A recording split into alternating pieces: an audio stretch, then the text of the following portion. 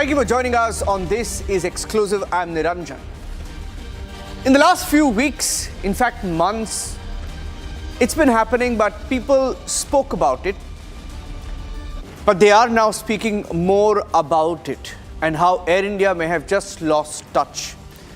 Once known for its service, Air India is facing just about too many complaints. What's going on? We have another very serious case today that we are discussing on the show. We have Kanchan Gupta, whose tweet this morning has sparked a debate. That and more coming up on the show. Here are the headlines. On This Is Exclusive.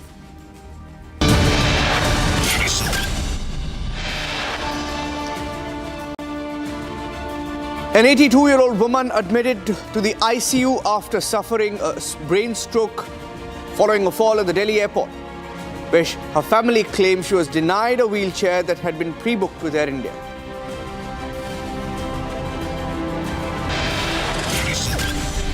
Air India admits a delay in providing a wheelchair but asserts it did not deny any assistance to the woman's family.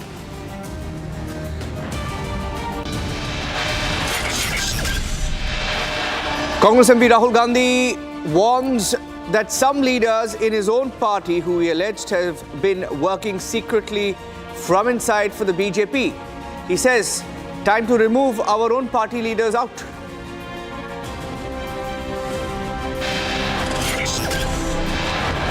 Two accused have been arrested for allegedly raping two women, including a foreign national and an Israeli, near the Hampi heritage site in Karnataka. Have in recent times entered into bilateral trade agreements. There are ongoing discussions with several other partners on these issues now. Well, responding to the question on American tariffs, Foreign Secretary Vikram Misri says that discussions ongoing between India and America over tariffs.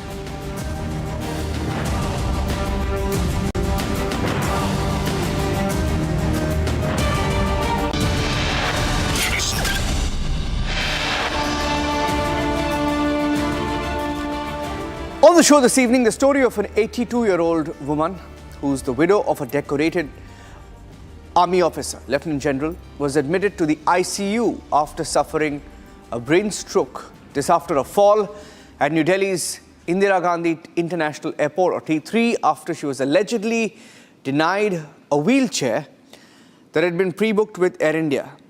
While Air India has admitted to a delay in providing a wheelchair, but it has asserted in a very detailed statement, rather, that it did not deny any assistance to her family.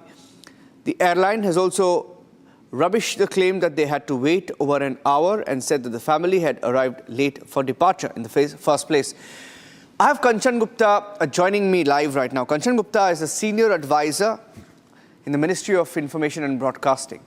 Kanchan Gupta, very unlike you to tweet out what you did this morning on Air India. But of course, more and more people are talking about it. I'm not surprised. Why did you do that? Well, primarily, I responded as a citizen of this country, as someone who travels Air India, and someone who has seen Air India for decades.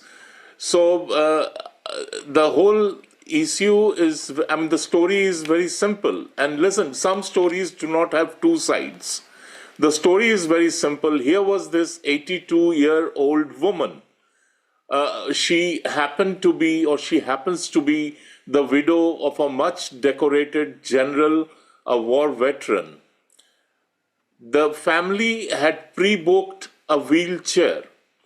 The wheelchair was not made available to her. The family says that by the time they reached, somehow this lady, she limped all the way to the counter, and at the counter also they were rebuffed and no wheelchair was provided and they had to wait. And while they were waiting, or while this lady was hobbling along, she tripped, she fell down, she hurt herself. She is now under observation in an ICU. Doctors are checking whether she has suffered any concussion. Now, these are the bare facts of the case. Air India has responded with something which is very unlike the heritage, the legacy, and the past of Air India when it was under the control of the Tatas, and J.R.D. Tata was the chairman. You just read out the statement. Yeah. There is no hint of apology. There is no hint of contrition.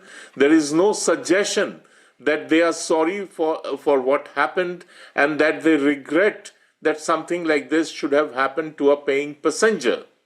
Some days ago, the agriculture minister, the union agriculture minister and former chief minister of Madhya Pradesh had also put up a post on X which said that he was summarily evicted from business class to economy class, and Air India crew or Air India staff had no explanation for it.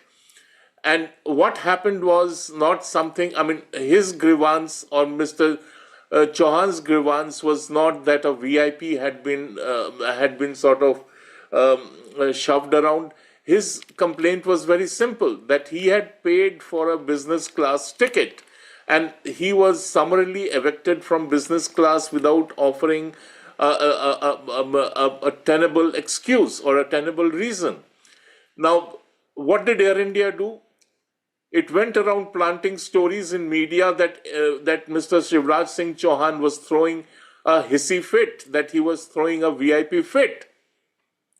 So this is not something which was expected of the Tatas when they reacquired Air India from the government. This was the airline which was set up by J.R.D. Tata. It was India's flag carrier then. It remained India's flag carrier when the government nationalized it. And it remains India's flag carrier even today when it has been privatized and given back to the original owners. Now, the fact that the original owners are not up to handling the airline or turning it around or making it soar once again is evidenced from every second day, if not every day, there is a tale of horror from some Air India passenger or the other. Either seats are not working, the aircraft is dirty, the food is contaminated, and it goes on and on. Just Google and you will see the flood of complaints out there.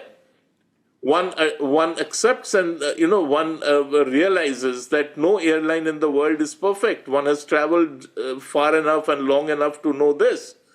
But every airline at least makes an effort to reach out and calm the affected passenger. And here we are witnessing the contrary. So, the other point which I wanted to make really is that there is this sense that private sector means that they are free of all responsibility, accountability, answerability, that they owe no explanation, that they are a law unto themselves, and the boardroom rules apply and override over common courtesies, common behavior, and the laws and rules of the DGCA, which is the governing architecture of civil aviation in this country. Sorry, that is not how it works. Private sector doesn't mean that it is some East India Company reborn and which operates under a firman from the emperor, quote unquote, emperor of India, and they have the freedom to do whatever they wish. Yeah. The story is very simple. A passenger paid for services. Those services were not delivered, and Air India failed to deliver those services. Beyond that, there is no story.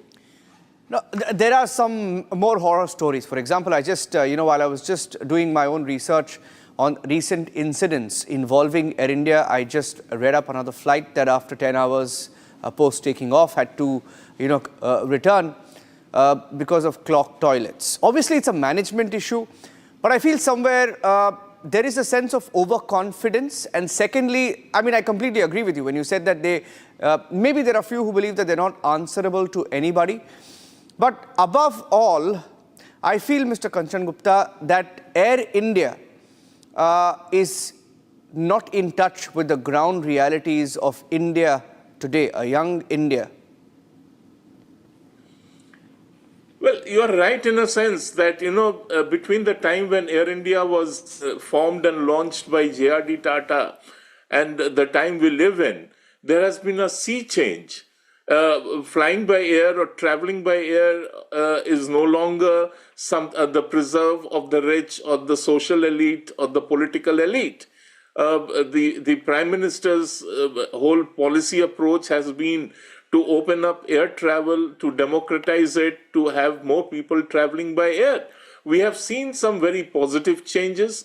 But the airfares are no longer a monopoly of one or two airlines. The private sector airlines have done well. I don't wish to take names, but here the whole affair is compounded by the fact that we are not talking of any industrial house. We are not talking of a fly-by-night operator. We are talking of the house of Tatas.